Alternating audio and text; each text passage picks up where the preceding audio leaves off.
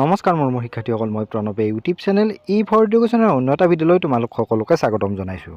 মোৰ শিক্ষাৰ্থীসকল, আজি মই তোমালোকৰ মাজলৈ লৈছোঁ হায়াৰ ছেকেণ্ডাৰী ছেকেণ্ড ইয়াৰৰ পলিটিকেল ছায়েন্স নামৰ বিষয়টোৰ স্বাধীনোত্তৰ ভাৰতৰ ৰাজনীতি নামৰ যিখন কিতাপ তাৰে ইউনিট নাম্বাৰ 4 ভাৰতৰ বৈদেশিক সম্বন্ধ।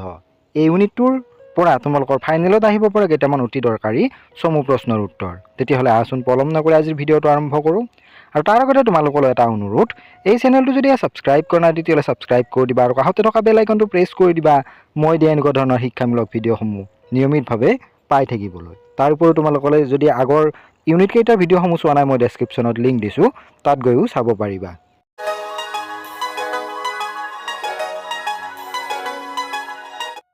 প্ৰশ্ন নম্বৰ 1, NEFA কি সূচায়?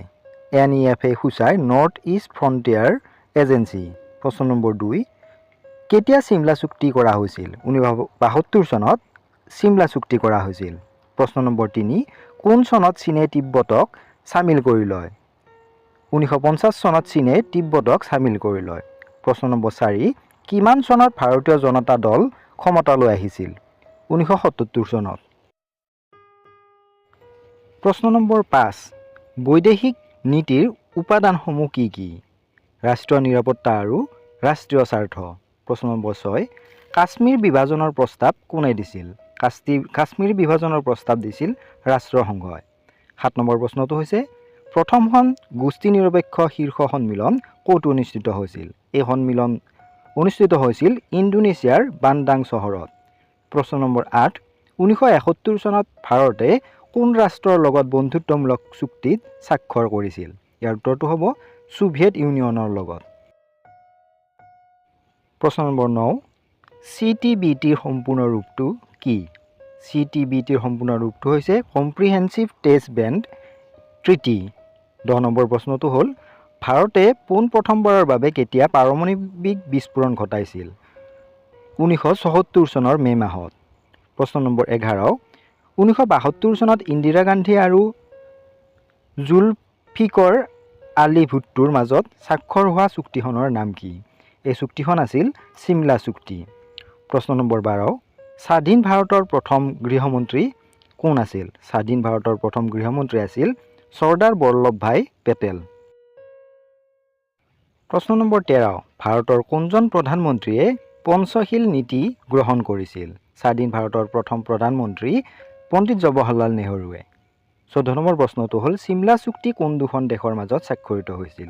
এই চুক্তি ভাৰত আৰু পাকিস্তানৰ মাজত স্বাক্ষৰিত হৈছিল।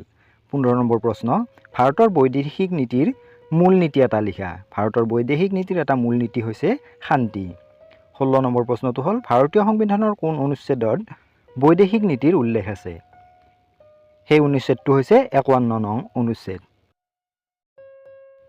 কুৱেশ্যন নম্বৰ 17, চীনে কেতিয়া ভাৰত আক্ৰমণ কৰিছিল? 1962 চনত চীনে ভাৰত আক্ৰমণ কৰিছিল।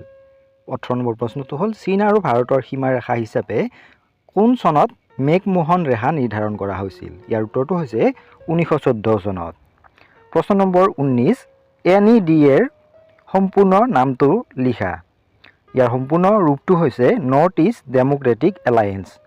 প্ৰশ্ন নম্বৰ 20, নেহৰুৰ পিছত চীন ভ্ৰমণ কৰা প্ৰথমগৰাকী প্ৰধানমন্ত্ৰী কোন আছিল? তেখেত আছিল ৰাজীৱ গান্ধী। প্ৰশ্ন নম্বৰ 21, ভাৰত আৰু পাকিস্তানৰ মাজৰ বিবাদৰ এটা প্ৰধান বিষয় কি? এই দুখন ৰাষ্ট্ৰৰ মাজত বিবাদৰ এটা প্ৰধান বিষয় হৈছে কাশ্মীৰ বিষয়। 22 নম্বৰ প্ৰশ্নটো হ'ল, ভাৰতীয় জাতীয় সৈন্য বাহিনীৰ প্ৰতিষ্ঠাতা কোন আছিল? এই বাহিনীৰ প্ৰতিষ্ঠাতা আছিল নেতাজী সুভাষ চন্দ্ৰ বসু। প্ৰশ্ন নম্বৰ 23, বৈদেশিক নীতি বুলিলে কি বুজা? কোনো এখন স্বাধীন দেশে বিশ্বৰ আন আন দেশৰ সৈতে সম্পৰ্ক স্থাপন কৰাৰ বাবে যি নীতি গ্ৰহণ কৰে তাকে বৈদেশিক নীতি বুলি জনা যায়। প্ৰশ্ন নম্বৰ 24, চীনৰ সৈতে ভাৰতৰ বিবাদৰ দুটা প্ৰধান বিষয় উল্লেখ কৰা। চীনৰ সৈতে ভাৰতৰ বিবাদৰ প্ৰধান বিষয় দুটা হৈছে সীমা বিবাদ আৰু তিব্বতক লৈ বিবাদ।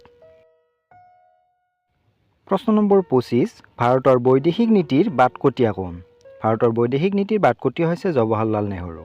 26 নম্বৰ প্ৰশ্ন, আজাদ হিন্দ ফৌজৰ প্ৰতিষ্ঠাপক কোন আছিল? আজাদ হিন্দ ফৌজৰ প্ৰতিষ্ঠাপক আছিল কেপ্টেইন চৌহান সিং। 27 নম্বৰ প্ৰশ্ন, গোলকীয় স্তৰত দুটা ৰাষ্ট্ৰ গোট বা নেতৃত্ব দিয়া মহাশক্তিৰ দুই দেশৰ নাম লিখা।